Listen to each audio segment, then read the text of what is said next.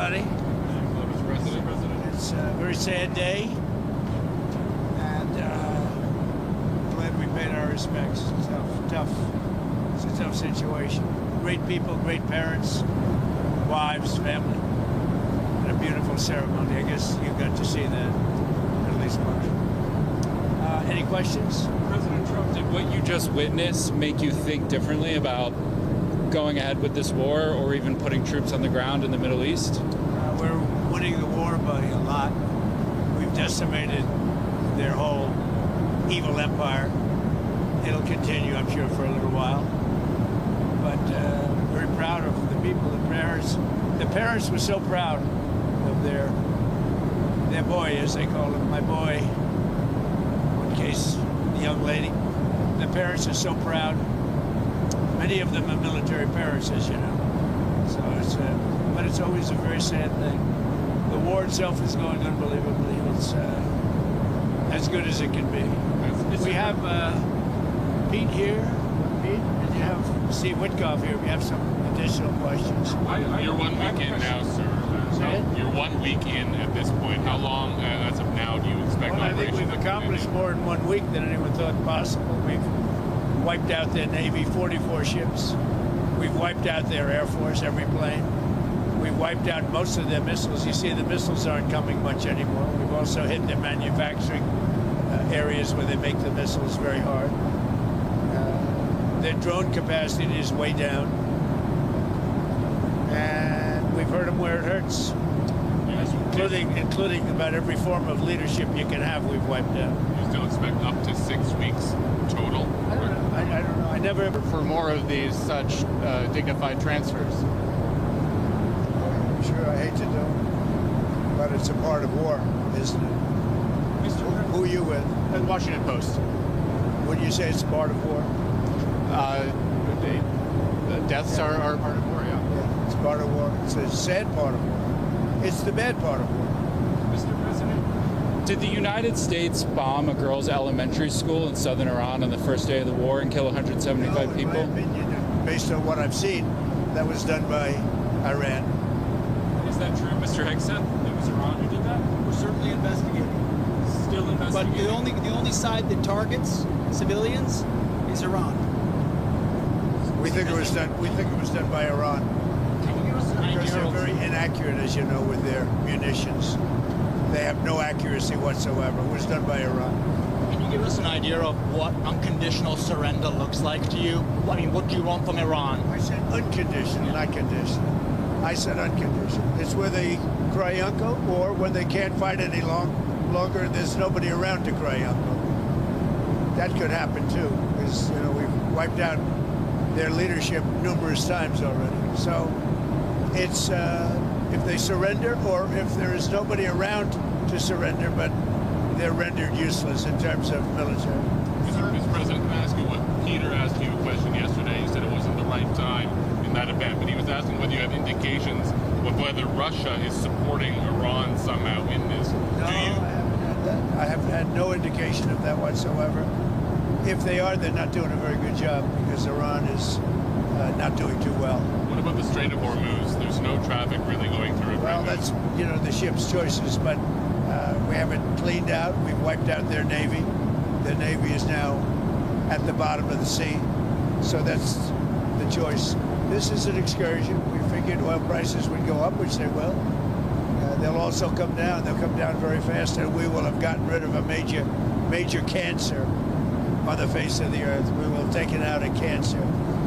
Don't forget October 7th. Don't forget all of the things that have happened over the years, all caused by these people. So what we're doing is a great thing, not only for our country and not only for Israel, not only for the Middle East, but for the world. Secretary Bessent announced some moves to temporarily allow certain Russian oil sales to India. Are you considering any other moves, including the SPR? Well, if there were some, I would do it just to take a little of the pressure off. But I think that the oil pressure, but there's a lot of oil.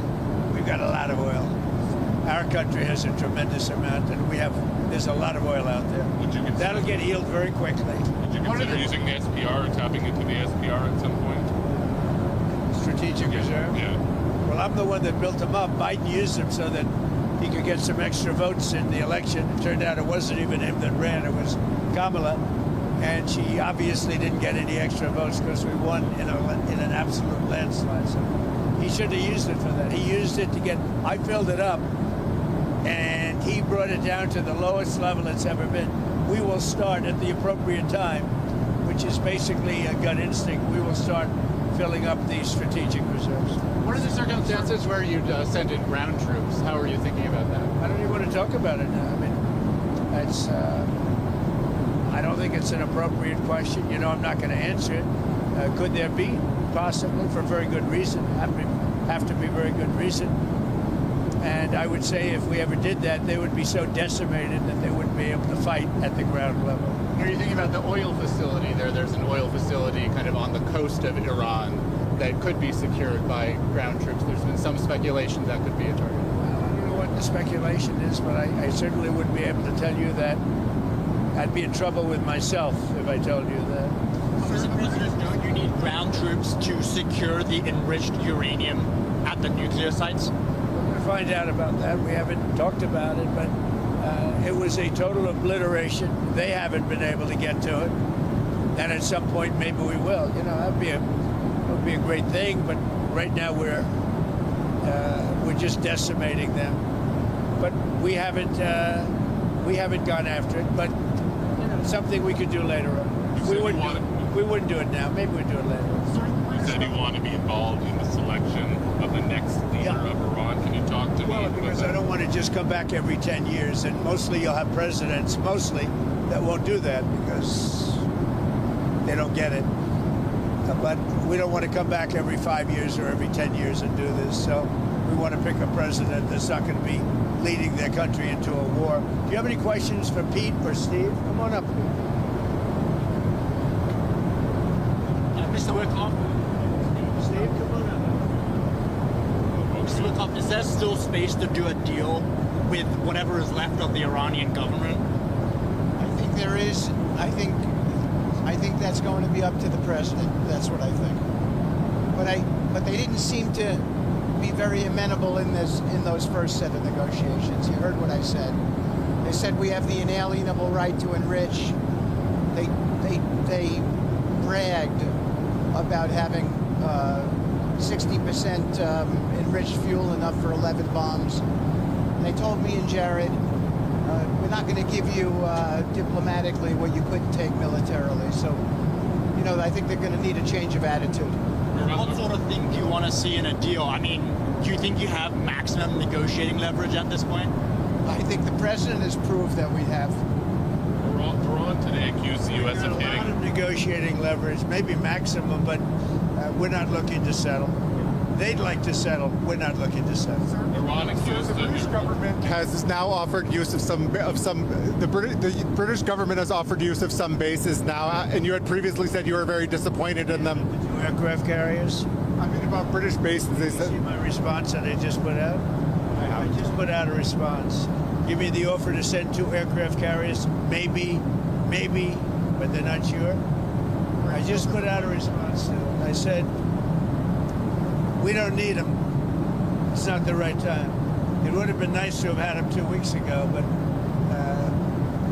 the response I put out, I think, says it very well for you. Iran today accused the U.S. of hitting a desalination plant in Iran, and they said that might open the door to other strikes on infrastructure, non-military. Allow us to also open the door to other strikes against them. Can you respond to that allegation? Did the U.S. hit a desalination? They are among the most evil people ever on earth. They cut babies' heads off. They chop women in half.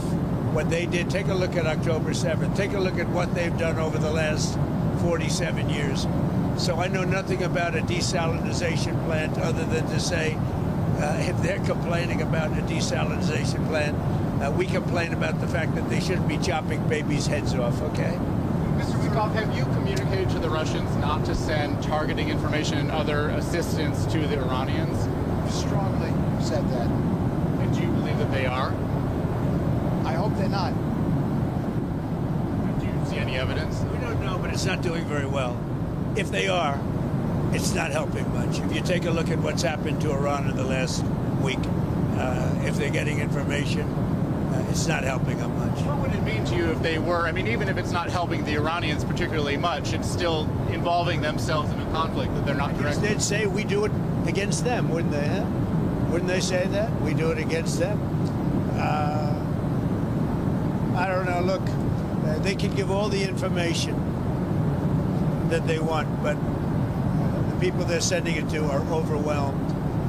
Russia would be overwhelmed too. Anybody would be overwhelmed. We have the greatest military on earth, and I built it in my first term, and unfortunately, I'm forced to use it now. But when you look at what we did with Venezuela, when you look at what we did with the B-2 bombers, that was a very big moment because Iran was going to have a nuclear weapon within 2 or 3 weeks, and that stopped it, and it stopped it cold. And you ask about maybe going back and getting that, something could happen at the right time. Is Iran running out of... Every passing day, we have more and more leverage because we have more and more capabilities. We're hitting them harder and harder, and they have less of an ability to defend themselves. So we're pressing the offensive every single day, creating all the leverage the president needs for the outcome he wants. It sounds like you think they're running out of water, both of the drones and the missiles. When you look, I mean, they're sending in much less drones. They're being decimated. Now, you know, at some point, I don't think there'll be anybody left maybe to say, we surrender, but they're being decimated. And when you look also, all of a sudden they apologized to the Middle Eastern states that they shot at them. I was very surprised to see they did that, but you mark that down as a victory for us and for the Middle Eastern states who are really friends of ours. But I guess they're not going to be shooting at them anymore. They apologized, and we'll see what happens. But that's a big loss. That's a surrender right there. I called it a surrender today. When they apologized and said they're not shooting at them anymore, that's really a surrender to those states and to us. Okay, anything else? Some Iranians are concerned that the Kurds will carve out kind of an autonomous region as they did in Syria and Iraq. We're not looking to the Kurds going in. We're very friendly with the Kurds, as you know, but we don't want to make the war any more complex than it already is. No. You've ruled that out? We don't want, yeah, I have ruled it out. I don't want the Kurds going in. I don't want to see the Kurds get hurt, get killed. We've had a good relation. They're willing to go in, but I've told them I don't want them to go in. Do you think the map of Iran will look the same? The war is complicated enough without getting the Kurds involved. And do you think the map of Iran looks the same after this is all done? That I can't tell you. Probably not. Do you know if any shipping companies have taken the U.S. up on its offer of insurance to go through the Strait of Hormuz? No, we have it set up. We have a great insurance and reinsurance system, but I don't. Sorry, when you talk about... When this ends, we're going to have a much safer world, you know that. So, you know, this is a minor excursion, but when this ends, we're going to have a much safer world, and we will have gotten rid of a lot of sick and demented people, the leadership. So we got rid of the one leadership, then we got rid of the second level of leadership. Now they're on their third or fourth level of leadership. And they have leaders right now that nobody even knows who they are. Thank you very much, everybody. Thank you.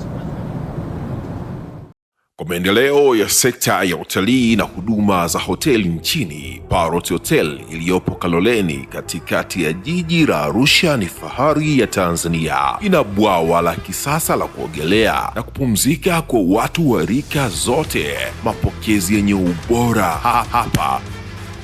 Utapata kahawa safi na vinywaji baridi vya kila aina. Lifti za kisasa za kupeleka kwenye floor 13 zenye vyumba zaidi ya 100. Vyumba vya kulala vyenye mazingira salama na tulivu, vyenye joto la upendo na baridi ya starehe. Kumbi za mikutano zenye vifaa vya kisasa, mazungumzo ya kitaifa na kimataifa. Sehemu nadhifu ya chakula yenye kuleta hamu, vyakula vyenye viwango vya ubora wa afya. Baada ya uchovu wa kutwa nzima, kuna baa ya kipekee kwa jioni yako ya kukumbukwa. Karibu Parrot Hotel kuonja ladha mpya ya maisha.